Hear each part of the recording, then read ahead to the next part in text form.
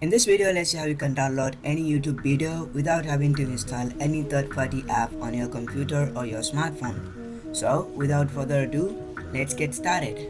So the first thing you need to do is open your browser and go to youtube.com. Now click on the video which you want to download and copy the video's link.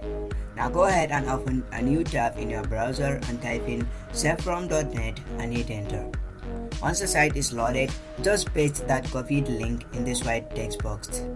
The website will process for a second and then it will generate you a button which you can click to download your video. Now click on the screen download button to download your video.